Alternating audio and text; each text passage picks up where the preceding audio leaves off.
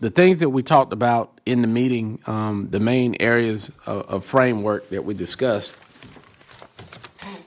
that you wanted to make sure we had agreement on, is that I think it was a bold statement that the council is committed to what's in the best interest of our community, whatever that is. And so the fact that you all council agreed, kind of gave a consensus, and I believe it was unanimous, that we would ask the managers to work with the county managers to reach out to the state and to the school of government or to the E911 board and identify possible consultant, integration consultant that would has a track record, a proven history of merging systems that we would bring into the equation. We would ask the state to pay or reimburse payment made so that consultant is not committed to whoever hired them, and then that we would accept the best recommendations and implement it. The last two studies that have been delivered, I think the city and county paid for the one in 2017 and the one previous to that, both had it where the recommendation stated a model that the city led the administration of the PSAP. And so you as a board, and we communicated that we would accept whatever the new recommendations are. Now, that is an area that we'll talk about that we were not able to get full alignment on, that the county wanted it to have the directive that the only thing that the third party will look at will be a county administered model. And so we'll talk through that a little bit, but the areas that we agreed on was that within 45 days that contact would be made with the state to identify potential qualified facilitators. And there was agreement on that. Also, within, was it 15 days? 15 days after that. 15 days after that, that a contract would be signed to engage the facilitation or the integration consultant. Then, once they're engaged, that there would be an 18 to 24 month implementation period, based on the feedback from the integrator. Now, what that does is that gives us, and this clock starts when I believe, Mr. Manager, you want to bring that up? I think this clock started when the MOU or Mayor Pro Tem. MOU. Yeah, and so there will be an agreement between the city and the county captured in the MOU, which would start the clock for that timeline. And so that was an area that there was alignment and agreement in, and I want to stop right there and answer any questions about that, or allow the manager or Councilmember Hondros or Mayor Pro Tem to catch anything that I might have missed. I have questions. All right. Councilman here. Okay, I didn't know if you were going to let your team that work with you. No, I just wanted them to make sure I didn't miss anything. Councilman, Mayor Pro Tem? No, you didn't miss anything, Mr. Mayor. We on track. All right. Thank you, Mayor. Just like all of you, I have been just going back and forth through this thing, and I was even making calls to some former members when I remember we first started talking about this, as far back as 99, that we started talking about consolidation. So these are I'm going to ask these questions, and I know we've had some responses and answers to them. Some of them I even know, but just to where we are now, because I've heard the mayor speak and do press release, and I heard the county chair speak this morning. So here are my 4 questions as of right now. If we come together or not, and I know the chief is in here, we have several of our 911 dispatchers in here. Thank you all for coming, and whoever can best help answer this, I would greatly appreciate it. For all of these years, as far as I can remember, it has been separated or separate. I would like to know when calls come from outside of the city, how are the calls dealt with? Okay, since we have the two separate. If they come from in the city, how are they dealt with as far as dispatching out and getting someone to you, whoever it needs to be? All of our first responders. The majority of the calls, since we are the largest municipality within the county, come within the city of Fayetteville, according to our numbers.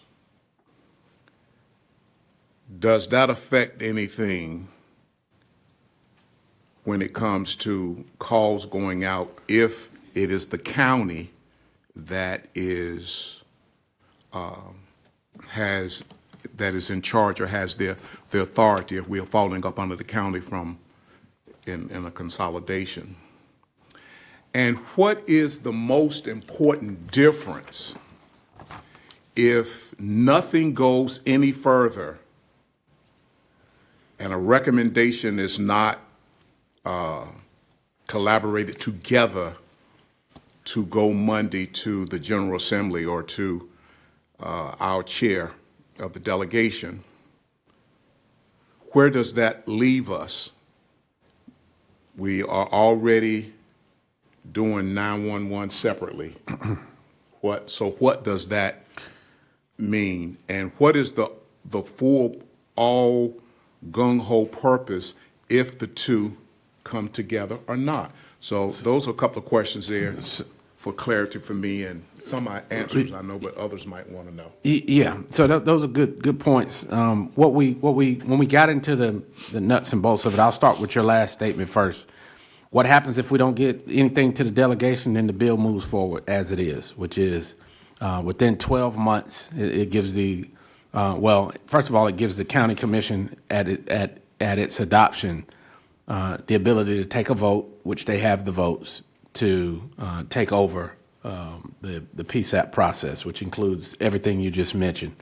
And then within 12 months, all municipalities shall comply. So those are hard, fast, solid deadlines that 99% that if we don't reach an agreement or get something to them, that's going to be the bill that we have as it is, and it'll pass. What we talked about yesterday was the administration component. What does that mean?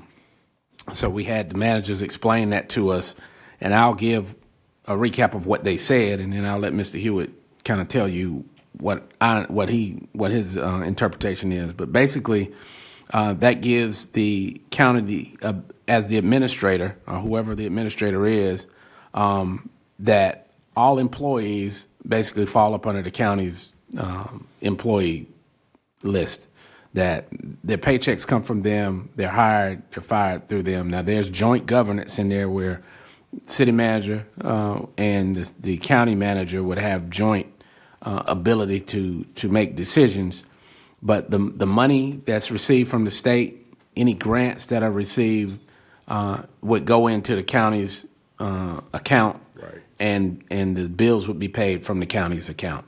Now, what was said yesterday is there's a baseline service that would be provided to everybody. Now, the specifics of what all that includes, that would be or could be facilities cost.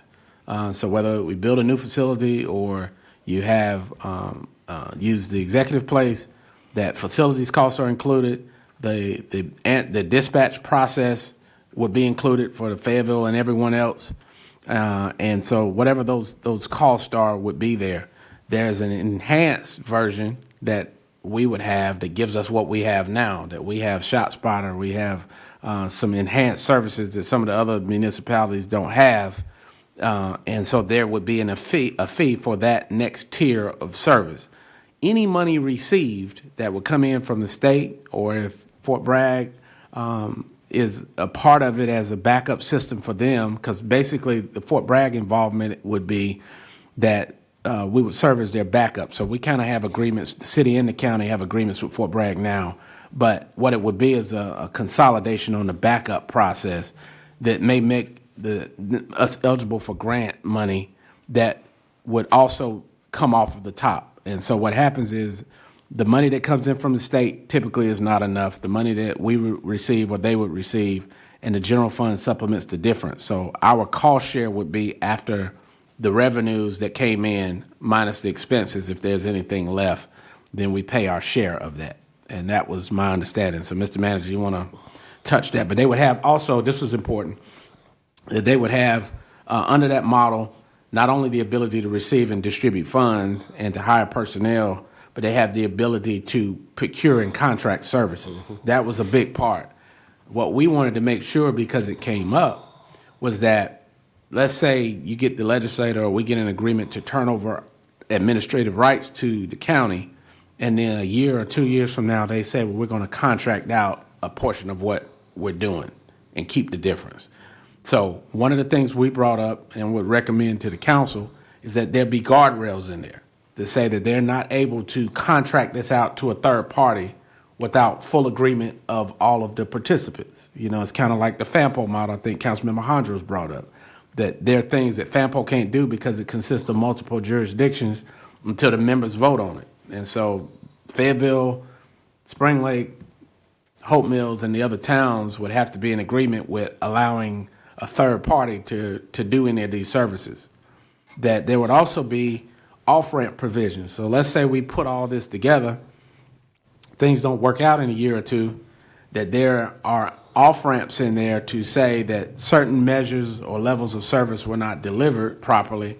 So we have the ability to untangle this.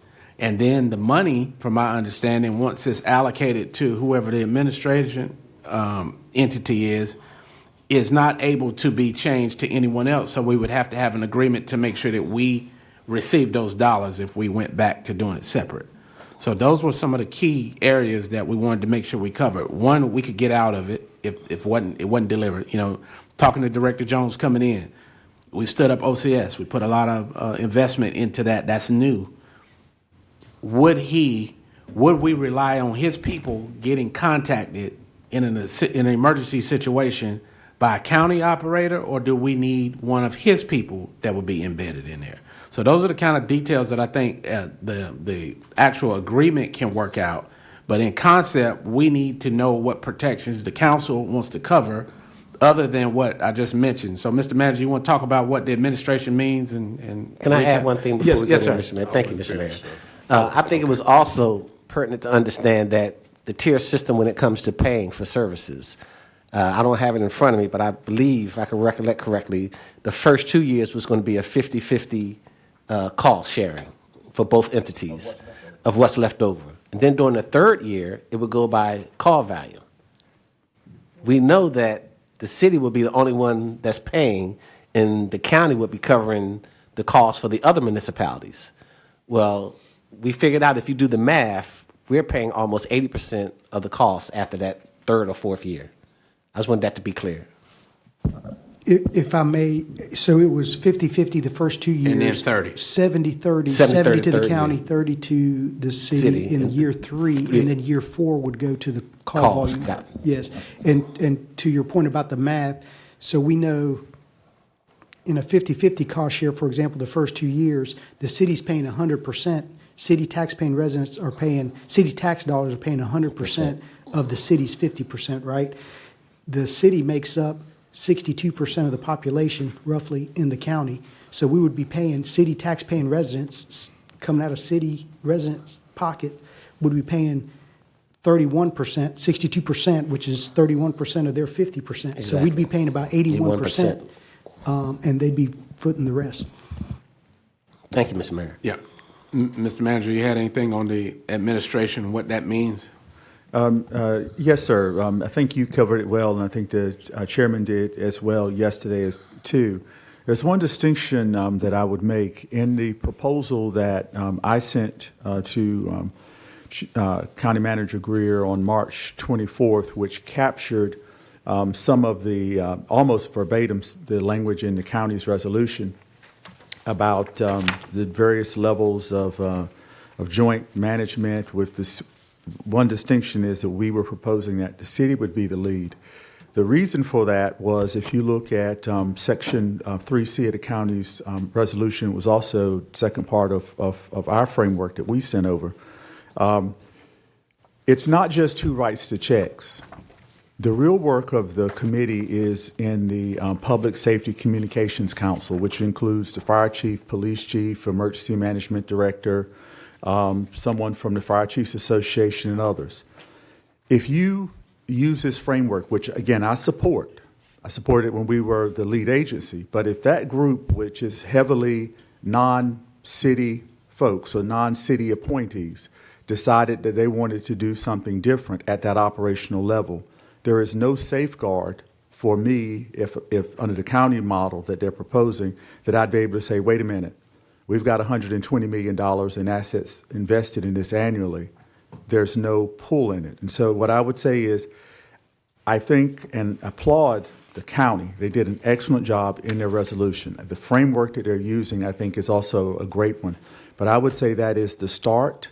I would not necessarily, in improving anything today, recommend that be how we say that we're going to use that framework, because, again, at least in Section 3C, if the county is the operational lead with the checks, then if something happens at that Public Safety Council, which is, again, Section 3C, that our chiefs and our team or the council feels is objectionable, once we're in this deal, there is no safe gap. And it may be guardrails about quality, but there may not be necessarily guardrails about decisions made that may impact. And so so again, excellent recap, I think, by the chairman and the mayor of what that lead would do. But that lead is important only if everything in 3C and 3D work. If you're not careful there, then you could, again, find a situation that is unintended. And to be clear, we had to make this point yesterday. This part of it is they understand that what they sent was only a proposal, right? So I think the real work is going to be to put those areas in there that the manager's talking about that the agreement doesn't cover, and I think that is going to be step two. Step one is that we would agree, as we have so far in principle, that if a third-party integrator, which I just got word from the lobbyist that Senator McKinnis likes that idea, okay, that a third-party, unbiased administrator, we've agreed that if it came back and said, the county could be the lead agent, that the city council has said, if that is what is in the best interest of our situation, that we would accept that.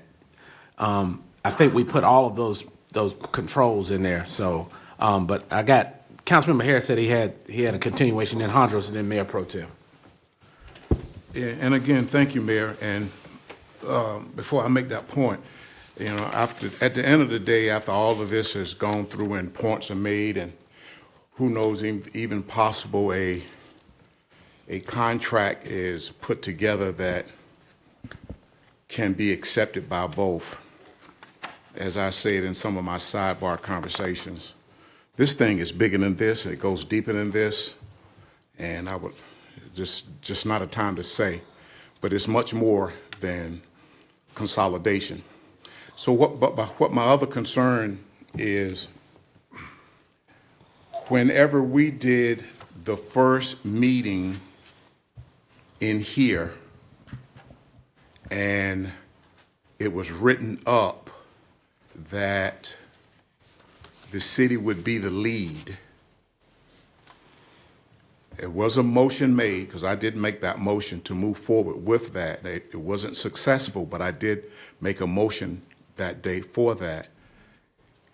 What is it that the county is saying is the change that changed their mind from that initial document that was written, that the city would be the lead, our director would be the one that would be doing the directing I mean, what happened, what has transpired from that time? So if I'm tracking you, you're talking about the October, November meeting where we The had first meeting joint. where everybody was Right. in here, even a couple of folks Yeah, from Hope so, Hills. were so here. you remember that it was unanimous that consolidation was what both boards voted unanimous. Yes, sir.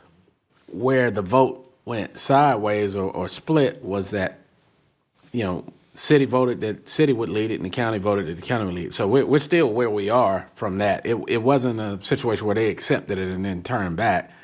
I think this has always been the sticking point is that there's been, now what they said about Ms. Reed was that, in the conversation it said if we took our entire staff and operations and then put it under the cover of the county, that's where they said that, your same people would be doing the same functions. And that's, I think, was what you're talking about. But I don't think they ever accepted the outcome because the votes were split that day. The council voted that the city would lead it, and the county voted that the county would lead it. Do I have that right, Madam Clerk?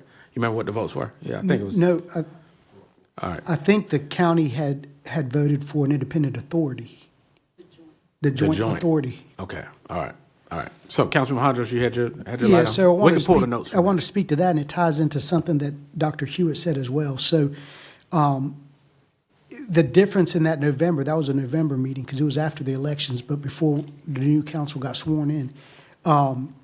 So yes, both boards voted to consolidate. The difference was the operating model. So the county was for a joint board, and the city was for city-led operations. But that joint board, and also what the manager spoke to in that 3C, we stated just a few minutes ago that the city of Fayetteville, at 210,000 residents, represents about 62% of the county's total 340 residents. So any joint board, in my opinion, should reflect that percentage. So the members of that board, if it was a 10-member board, at least 6 members should be city appointed to reflect the populations of all the entities. So without that, you're increasing the voice of smaller communities and watering down the city's position, right? And just to speak to the meetings over the last couple of days, obviously, we're council's elected and have a fiduciary to the citizens of Fayetteville. The county has it for all county residents and each respective municipality for their municipalities. So it's a natural human bias, right? As city elected public servants, we want to run it. They want to run it. Everybody wants to run it. I've tried to take as objective of a look as I can in that we have the 3 previous reports, the 3 previous consultant studies, integrators, facilitators have all said the city should operate it. Now, the last one is from 2017, 2018. The county at that time didn't have 500 executive place, their current 911 PSAP. So as was stated here this morning, we offered, hey, we believe the city is best positioned to operate a consolidated 911. However, we're going to need an integrator anyway, a facilitator to tell us, because all the systems don't sync up. The radio systems are different, the CAD systems are different. So we're going to need a professional outside third-party consultant for the integration anyway. While we're at it, we can task them one more time with one more additional recommendation, analyze the 2 systems, and give us a professional recommendation. Is the county currently best positioned to operate it? Is the city best positioned to operate it? And to your point, Mr. Mayor, we would accept that. For whatever reason, the county is resistant to that. I don't know why. To me, it's a natural, it makes sense. It's a logical, unbiased, and to add another layer to that, that third-party independent consultant was going to be selected jointly from the city manager, county manager, upon the recommendation from the UNC School of Government and the state 911 board. So you can't get, in my opinion, any more unbiased and any more professional than that. Somebody that's a professional or expert in that field. So for me, I just need one study. We have 3 studies. Yes, they're dated at this point. 3 studies say the city should operate it. I just need one that says a different entity should operate it. Number 2, we have our police chief and our fire chief, our professionals in the field, that have said, to the best of my knowledge, a minimum of 3 times in that November meeting, in another council meeting, and in a press conference, please do not allow, if the city was to give up operational control, it would negatively impact, and they're here, so don't take my word for it, you can hear them say it, it would negatively impact their ability to administer emergency services. I just need one emergency professional. Doesn't matter to me who it is, doesn't matter to me which agency it is, from Cumberland County, from within Cumberland County, to say, if the city has operational control, it would negatively impact their ability to do their operations. I haven't heard that yet. And these are kind of baseline things for me. Number 2, we look at peer cities. Charlotte Mech, my understanding, they have one PSAP, county-owned, operated by Charlotte. Guilford County, one PSAP, county-owned, run by Greensboro. Durham County, one facility, they own it. The city of Durham operates it. Wake County, one, Raleigh operates it. So show me one example, and I think they just came up with one. I think out of our peer cities, the 10 largest cities, Wilmington's, I think, number 9. I think New Hanover, they just consolidated, and I think the county's going to run it, but I think that just happened. So we have no proof of concept there. And then the call volume. So there's no question that if you pull the accurate data, the city of Fayetteville has well over 60% of all the emergency calls in the county. So, and I'll settle for 3 or 4 out of those. So I think the easiest one is a new current consultant study and see what their recommendation is. Thank you. All right. So, Madam Clerk, you had something that you wanted to share? Did you want to hear those motions from the November 13th meeting, Yeah, sir? that'd be helpful. So the first motion from the county was to move to consolidate under the proposed joint 911 model, implement a 50-50 cost split between the city and county, work towards standing up the joint governance board, and have staff report back to the elected boards. That passed unanimously by the county. Then the city motion was to direct the city manager and county manager to work together to move towards a fully consolidated single entity control joint 911 model with Fayetteville leading operations and a joint community advisory board made up of the professionals in the first responder space from both bodies. That passed 6-2. There were only 8 in attendance that day. Okay. All right. So thank you for that. So 2 things. The way we made progress in that meeting was that we kept it to how can we decide the what we're trying to accomplish, right? The hows take a lot more time and effort. So I want us to make sure that we can at least conceptually get over the what's. Now I know it'll take explanation, but we're not going to figure the hows out at the dais here. So the 4 areas, let me tell you that as we talk about it. So 1 was the implementation timeline. 2 was how's the money divided, and all of these areas are negotiable.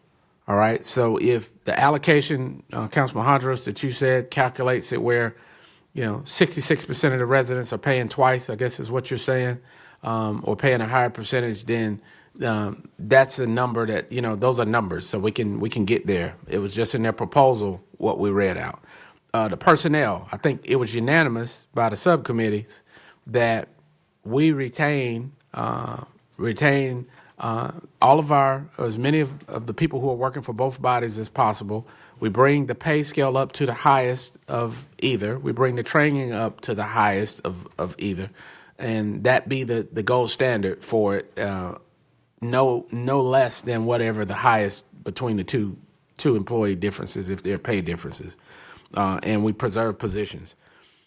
4, that there be some joint governance model that where the city still has operational governance controls and guardrails. So those are the areas. There was off-ramp that we talked about that there'll be a way to break off. And then there was the final thing was locations. So those are the what's that we understand that the 2017 report you mentioned, executive place didn't exist or they had just started that process.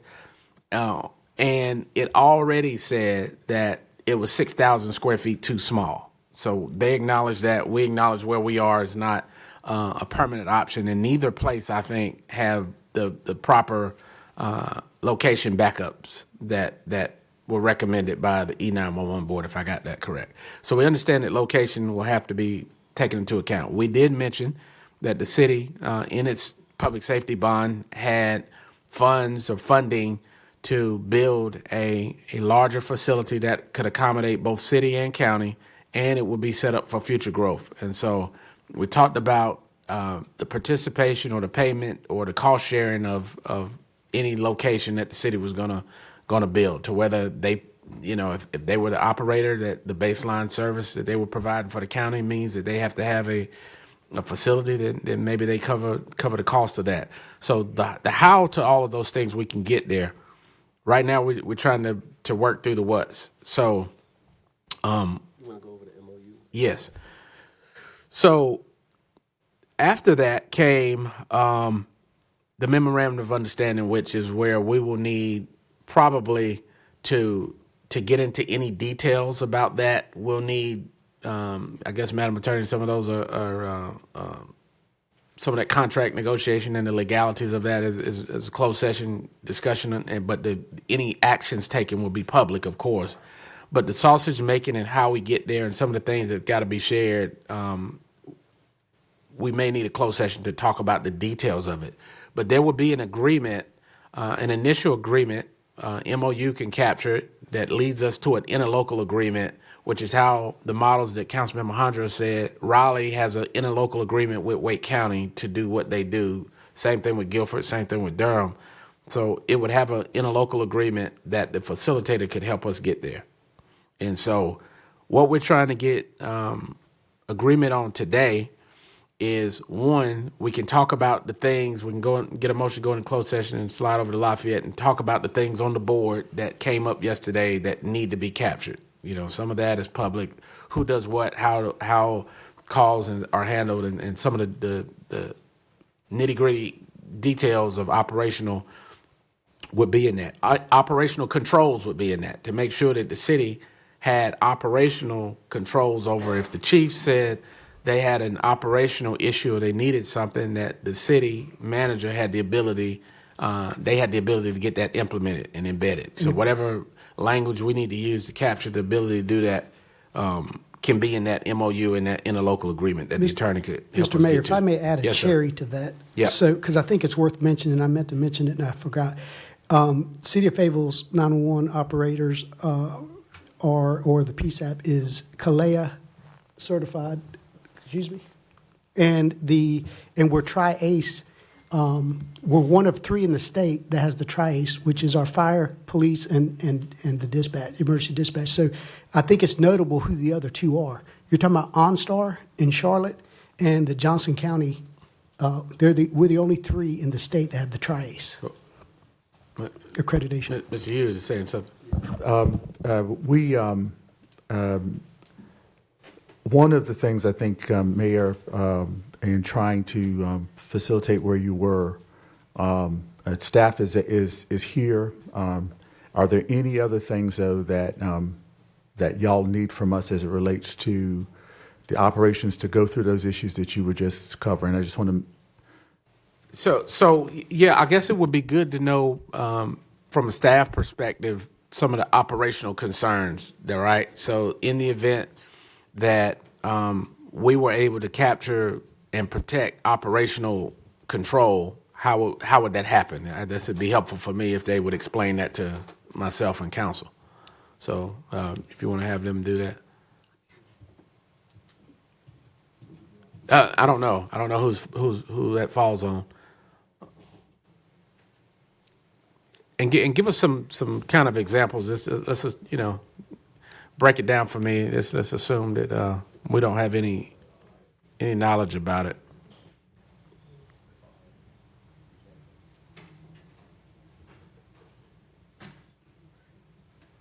And because the public safety includes OCS is Director Jones, maybe he can come back and may have a question too for him of what his world looks like if in the event that all of this happens. So yes, sir. Good morning, Chief. Hey, how are you? Just restating the question. So how does this Yes, sir. affect our daily So operation? operationally, the things that if because we know we're kind of in a situation where we've got to have we've got to have a consolidation. If there is a consolidation, if you could give us the 2 or 3 things that you must have in place from an operational standpoint that you want to make sure are captured in any kind of arrangement that city and county would have. Obviously, control over policy and procedure. Everything we do, there's a policy and a procedure for it. There's what we call run cards, but dispatch protocols that are, we're required to put X amount of people on the scene in X amount of time. And that depends on the dispatch being sent properly. When nobody's perfect, right? County's not perfect, city's not perfect. So when there are mistakes, we have to have accountability in that so it can't happen again. Those are the big things for me. Am I missing any? Yeah, those are basically accountability, policy, and procedure is the big 3 things. And we can go way down into weeds and the roots of that later, but I know you don't have time for that today. All right. Thank you. Chief? Good morning, sir. Hey. First of all, I'd like to apologize to the mayor, city manager, regarding my passion that I displayed yesterday during the press conference. Very passionate. No, I didn't take it. I mean, I saw that. So I always want to represent the city, the department, and myself in the highest regard, and I apologize for that, and it won't happen again. Yes, sir. Thank you. In terms of operational effectiveness, in terms of what we see in the department, what I would like to always relay back in terms of when myself or Chief Dove, when we contact those under our authority and we need to make things happen, it happens. The example that I always want to come back to, and I think you all are experiencing it right now in terms of the CAD. Currently we operate and share the same CAD. The county and the city share the same CAD. They purchased it, we bought into it. Mm-hmm. The city pays 66% of that CAD bill. But we have no operational or administrative control. So what I want to explain in terms of what happens is that the county controls this. We had the county, they did not upkeep the infrastructure, and something happened with the database that we're not getting anymore.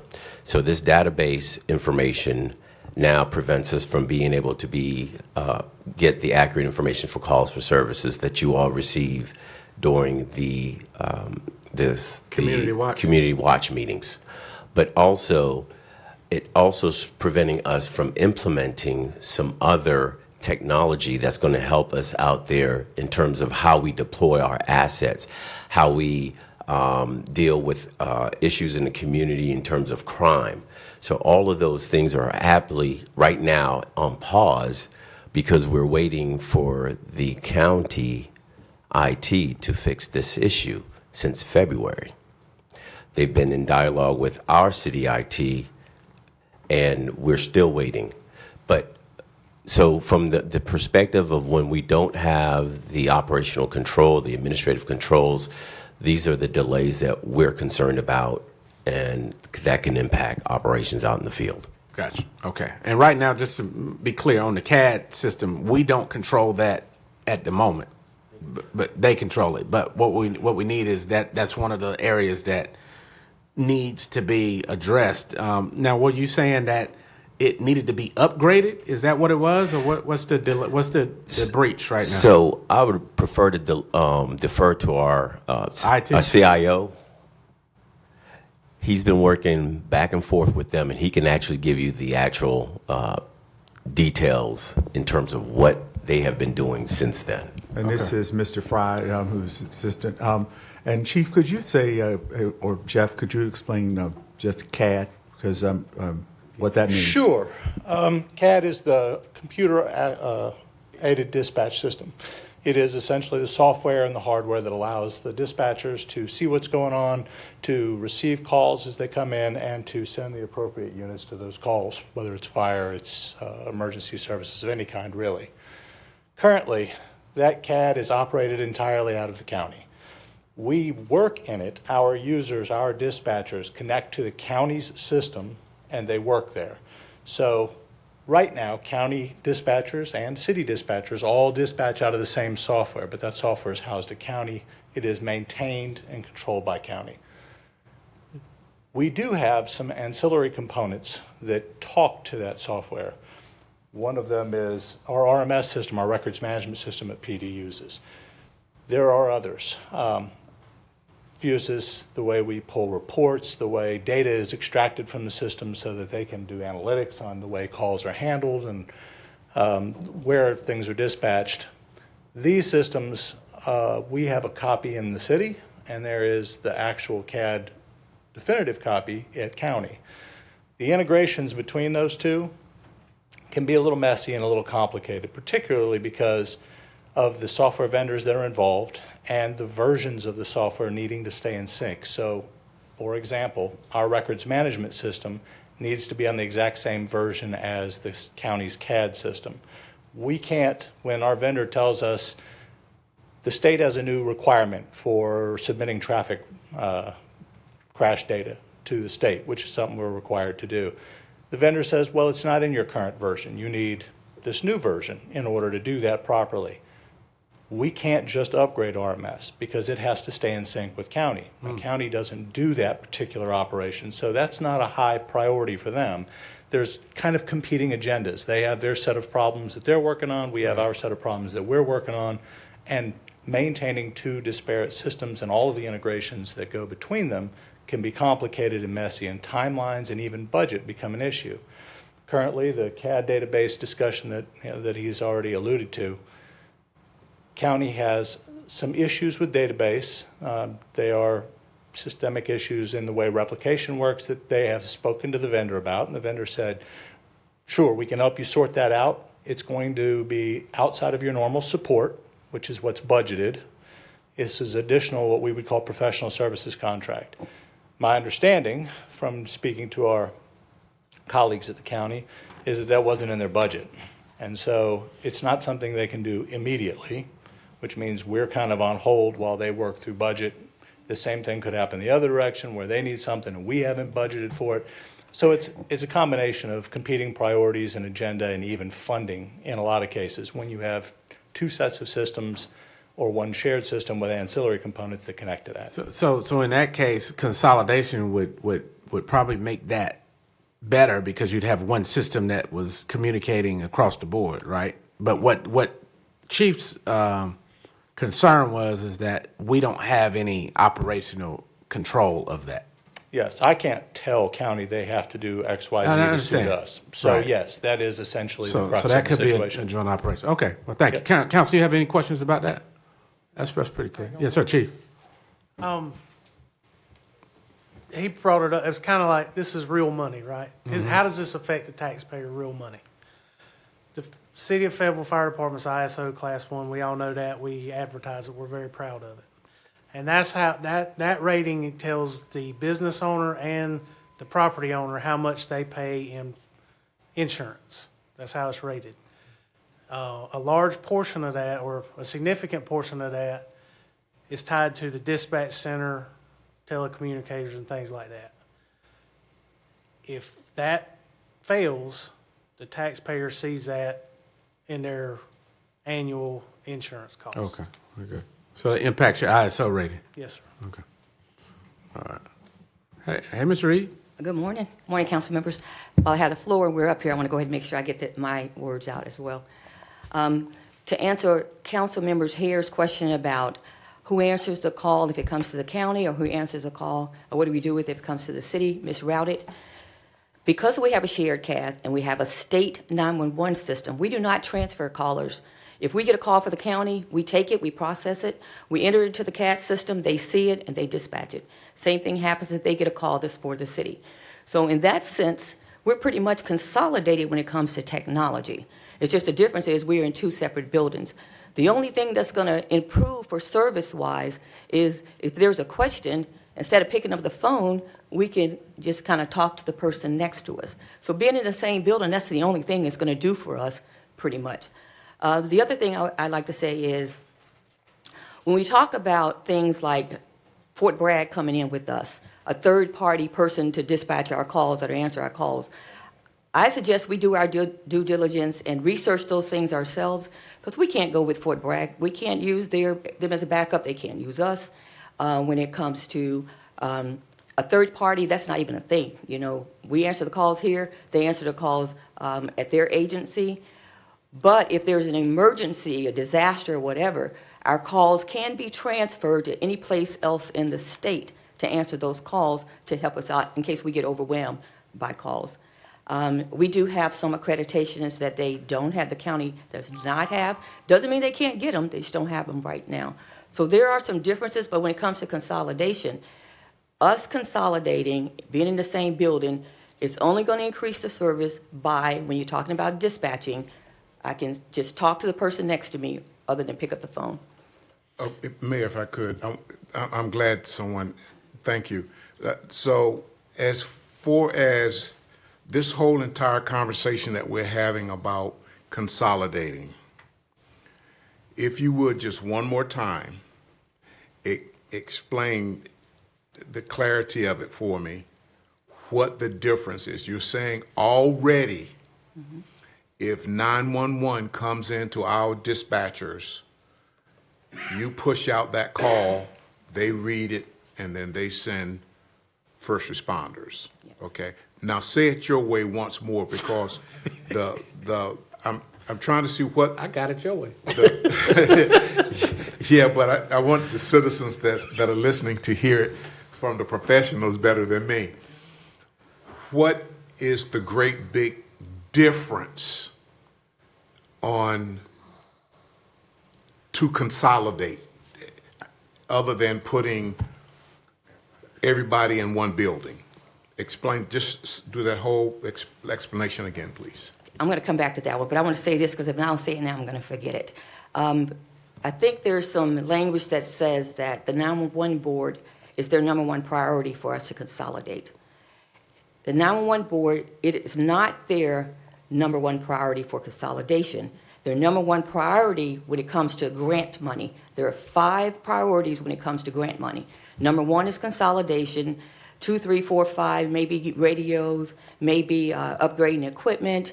It could be construction, but it's the grants priority, not the 911 board's priority for us to consolidate. So there's no, we're not being pushed to consolidate by the 911 board. And when you're saying the grants, you're talking about money. Money that we're applying for, Right. is the priority on the grant. And the percentage that we receive versus the percentage that they receive. No, that doesn't have anything to do with it. It's just, it issues 5 priorities when you're applying for grant money. Okay. If the 2 centers are consolidating, that's priority 1. They'll give you They'll get more more money. Okay. So to answer your question, when a call comes into 911, it doesn't matter where it's from, anywhere in Cumberland County. We will take that call just like we would citizens in the city of Fayetteville limits. We take that call, we process that call, and we enter it into our CAD system. And we've had this shared CAD system since 2009. We are looking at a new CAD system, but we are along with the county. This time we're looking to maybe separate our CAD systems, but they still talk to each other. This is 2026. Technology has evolved so much. Any CAD system that you get, they're going to interface and talk to each other anyway. So it doesn't have to be the same CAD. So when we get that call from the caller, we enter the call into the system. Cumberland County sees that on their CAD screen, and they dispatch accordingly, whether that's medical, fire, or police. If they get a call that's misrouted and should have come to the city's 911 center, they do the exact same thing. They take that call, they process it, they enter into their CAD system, we see it, and we dispatch that call to our first responders. Thank you. All right. If I may, Mr. Mayor. Yeah, I got Go ahead. you and I got Councilman McNair Jones. Before they do that, I want to make sure we tracking something. Like we're not analyzing and having this conversation because we want to see if this is a good fit we're doing it because we're going to have to do it. So, it's not going to be a cost benefit versus doing it anymore. This is how do we do it with the best, keeping the city in the best position. So just want to make sure we keep that. The choices are gone about consolidation. I mean, it's going to happen pretty much. It's just a matter of how we do it and do it responsibly so that you can do your job well. So I just want to make sure we touch that. Told to do it. Yeah. So let me go to Councilmember McNair, Jones, and Thompson. Thank you, Mr. Hare. Mayor. So, Mr. Hare asked a lot of my questions, and you answered him. You can come back to. I think my question would be: you mentioned that the only difference with not being in the same building would be you having to call the county. What are the time frames that lapse in between the two, and does it cause any delays as far as safety wise?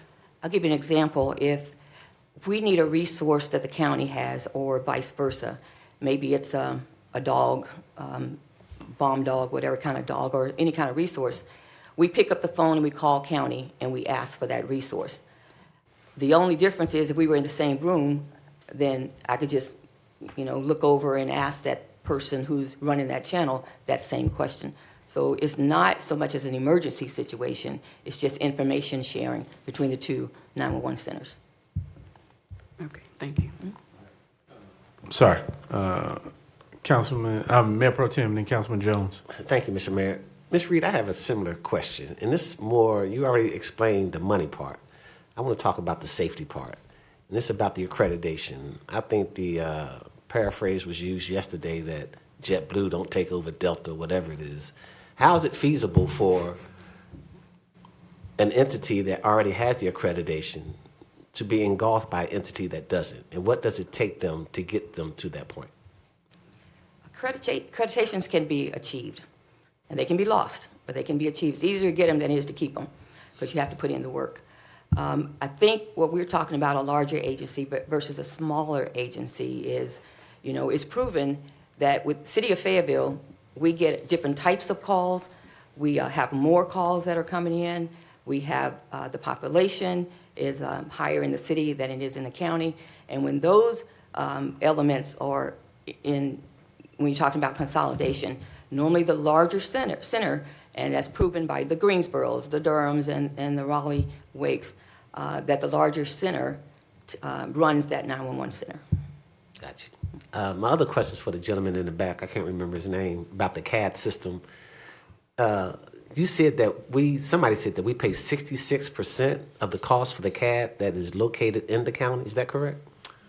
I don't have those numbers because it doesn't come out of my budget specifically, so I'm not sure who alluded to that specifically. I wouldn't want to speak to it. So those are the numbers that we were told, that because we are the biggest user on that CAD, so we're paying a higher percentage of the cost.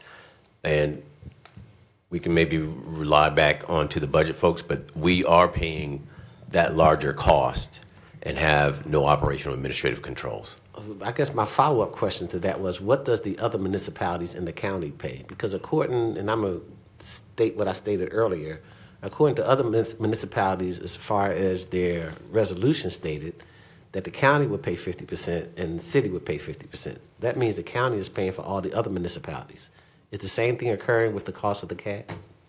That I'm unaware, sir. Okay, thank you. It's definitely not 50-50. All right. Councilman Jones. Thank you, Mr. Mayor. Just a comment. First, thank you for you all for coming up and giving us that information. And as the mayor stated, it's likely a matter of when. So hearing what you all have to say is key. And where I'm going at with what you all have provided, we hear information about the benefits of consolidation. So I'm glad you all were able to share and shed some light on that, especially that fact. I think that's somewhat missed, that part of that consolidation process is already in process. It works. So to me, it was speaking more so to hearing on the operational side what benefits, because again, you often hear what are the benefits. So you've shared some of it is already occurring, And so on the other side, for me, you do have to look at those two things. So I just want to thank you all for sharing that information. And I know, and this may not necessarily be related to them. Was it also stated that one of the things that we were there was not agreement on was the third party consultant, for lack of a better word, not wanting it to only look at a county-led system. Not clear. Is that clear? I just wanted to make sure I was tracking. Yes, Thank sir. you all. Yes, sir. So before we had those meetings, one of the things that, as we talked about what our approach was going to be, was to get a third neutral party that the state, Office of Budget Management, School of Government, some state agency funded or hired or procured, and brought them in to assess our situation and give us a recommendation. And we would accept whatever that is. If it's county, then we would accept that. The board said they would. If it was city, we would, of course, would accept that. We proposed that back initially in the meeting with the three. They kind of agreed, or they didn't really push back. They said when they took that back to their board wanted the third party to only look at a county-led option. We thought they had agreed. Yeah. Okay, and the reason I'm asking that is excuse me, that is a problem for me if we're going to look at things objectively and really want an unbiased approach. So I'm glad you brought that up for us to consider. Thank you, Mr. Mayor. All right. So they want to hear from Director Jones, sir. How does this potentially impact your world? Yeah, absolutely. Good morning, everyone. Mayor Pro Tem, Council, community as well. Do want to shed light about how this does impact the work of the Office of Community Safety. I do want to kind of start with giving a little bit of context. When Dr. Hewitt extended the invitation to come back home and put up this office, the first thing he mentioned was we need an alternative response. That's why you're here. You need to get it done. I can say in 1 year, through you all support, we have secured a building. We have secured positions. We have secured a network of folks across this nation who are providing us services and resources pro bono. We have secured SOPs. We have worked with Chief and his staff and will continue to do so. And I bring that up because we are preparing to launch something within this next fiscal cycle to have an alternative response model that is dispatched through 911.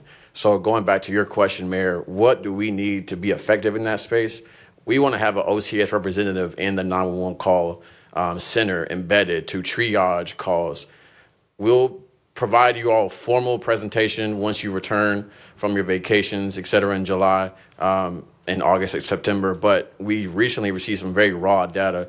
In the city of Fayetteville, we have about roughly 7,000 behavioral health calls each year that we would look to triage and identify if we are to respond to those calls.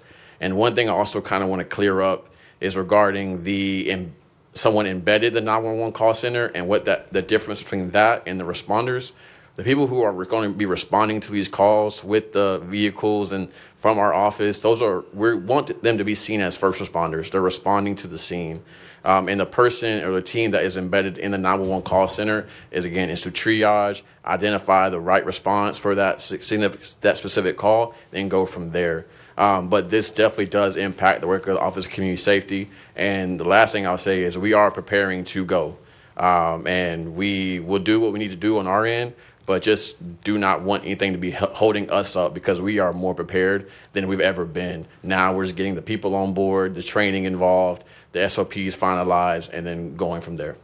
All right. Thank you for that. Did have a follow-up question now. Yes, that came up in our conversation yesterday, and they said that they would have as they build out their mental health component, would have a licensed clinician in there. Is that the same type of person? Yes, sir. We would want to have a licensed clinician embedded within the 911 call center for that purpose of being able to triage that call.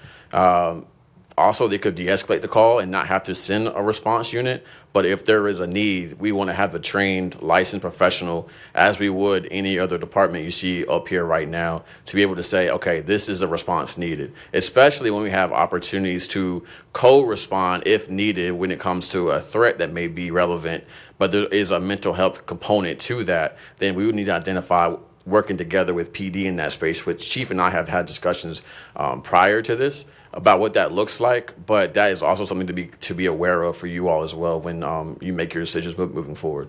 Gotcha. Okay. Council, any questions for Director Jones? Just one Yes, sir. comment. Thank you, Mr. Mayor. And as of today, there is currently no model that's not in operation in city or county that you know of right now. Yes, sir. So there is no model being dispatched through 911 call center. And I bring that up because our staff does respond to calls, but these calls are more informal. And that number alone, we're looking above 750 in our 1 year. And those are not 911 calls. And then when we receive the rough data, which we'll present to you after your break, we're looking about 7,000, north of 7,000 calls per year. Then we're seeing a greater need, also how there are significant gaps in the 911 dispatch. But now we look to build that team who can provide responses to those calls. But nothing of that is, unless there's something I'm unaware of. But I don't believe so. Yes, Right. sir. Thank you. I just wanted to make that point. There was an intentional investment into OCS, like you said, so I just want to be clear that what you're building out is fantastic. There's currently nothing there. Thank you. And Ms. Reed, I had a question for you from an operational component, right? That if Director Jones wanted to have one of his team members in that building, is there a model that you're aware of that, let's say he had one or two of his clinicians in there that were not necessarily county employees, but they knew how his department worked? Have you seen anything like that in a consolidated model, that you may have someone from the outside that's not paid by the administrator in there? Raleigh contracts their clinicians out. They have 4 clinicians on contract that are embedded in their 911 system. Okay, all right. So that's not Keep unusual. in mind, we need space if we're going to put clinicians Right, in sure, there as sure, well. sure. As long as there's space to accommodate. Okay. And if I may quickly, Raleigh is the first city in the state to have a partner outside of the municipalities to have someone embedded in the 911 call center.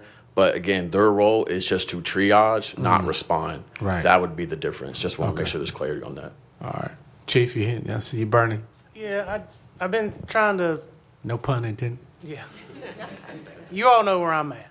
And I've been trying, your question, how does it affect us? And then we talked about money, we've talked about certifications, we've talked about all the things. At the end of the day, it's my job, it's Chief Brian's job, to take care of the folks on the other end of these radios. 369 for me. After the budget, you got what, 800-900 now? I don't even know. I don't care. I'm not saying the county can't do it. I'm not saying the county won't do it. But if there's an issue right now, I can call Lisa and it's fixed in 5 minutes. Because it's my job and it's Lisa's job to make sure our responders have everything they need and every bit of information they need to help the citizens, no matter where they live, whether they live in Haymont or whether they live in Beaver Dam. That's what we're talking about here. And that's what I said from day one, this cannot be political, it has to be professional. Well, that ship has sailed. So here we are, and it's like you just said. So when you ask, what do we need to make this work? We have to keep the people on the other end of these radios with what they need. Yeah. Ego's got to go. People got to get it figured out. That's what's on the line here. And I'll end at that. No, it's a good segue to where we're going, because what I would like to do is to council, see if we can go in closed session. Let's talk about some of the details of some of these things we've heard and how we capture that into an agreement that could go along with that. But in principle, I just want to recap, make sure we didn't miss what you guys said. One, Chief, you said policies and procedures were big to you. Whatever the standard operating procedures are need to be consistent, and that was big, and there's accountability when it fails.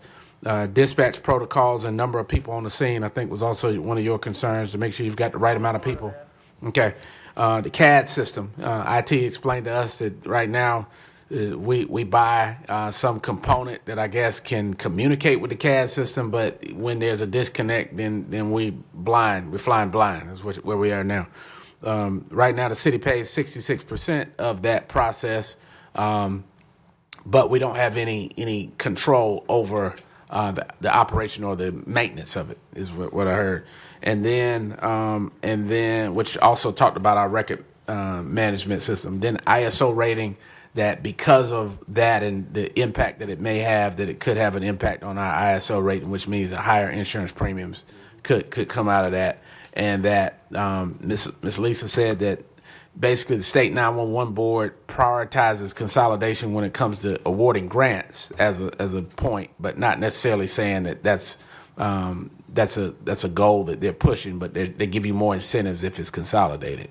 And she also talked about that that there were other priorities that they had, which we can get their information off of this site. And then OCS, that there is, as we bring up the alternative response on your team, that you need to make sure that someone from OCS is in that building to triage those calls that come in and not necessarily be handed off from a third party. So did we miss anything? Yes, sir, Chief. I think one thing, too, that we also need to be aware of, and I'm having 65 telecommunicators that are concerned about their employment. Yeah. They're coming to me when we don't have an answer for them. So I just want to make sure that we also understand from their perspective that they're wondering what's going to happen to me. They're going to continue to work as long as they do what the job that they're doing now. So both boards were pretty clear that we were coming back, that the personnel parity is paramount, that they maintain their jobs, that they get paid at the highest level wherever that is, and that they're not impacted by a consolidation. So I think everybody was in agreement with that. But Council, if we could, yes, ma'am. Before we go, What I was going to ask, Council, if we could do a motion to go into closed session, we head over to the Lafayette room and kind of flush out some of the details on the. but before Yes, we yes, go sir. there, I want to go back to what the chief just stated. Yes, sir. So then, when it comes to hiring and firing, how would that be done? So that's what we're going to talk about. There was a joint.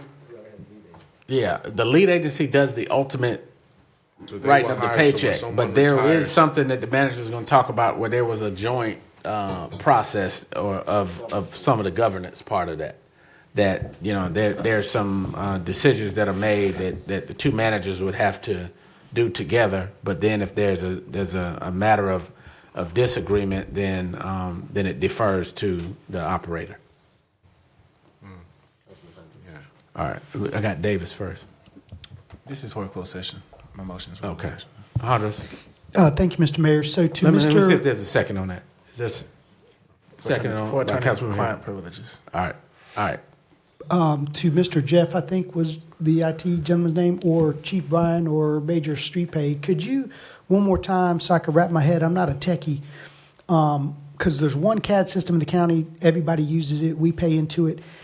What is it that's not communicating? What's the technical hang up? Is it the system's not communicating with our dispatch system, or can you speak to that, please? I can. So the CAD system obviously is a critical system. So we're very careful about how other systems connect to it, both for performance and outages and maintenance issues. We do have, CAD is the source of truth for a lot of information that is used outside of CAD. All of their analytics, how they track where crimes happen, all the things that go into the record management system, as well as location information about vehicles and people that have been dispatched. Rather than have every police car connect to CAD directly or have every report that gets run go directly to the CAD database, all of that stuff, we replicate all of that data in close to real time to systems here in the city to unload that burden off of the actual CAD system so that the CAD system can operate as smoothly and as effectively as possible. Those replicated databases, currently there are issues in that replication stream. It's a technical problem. This county's working on it. They're aware of it. There is also a second piece of that that has to do with the way the software versions are, and they need to be upgraded on their side. They need to be upgraded on our side.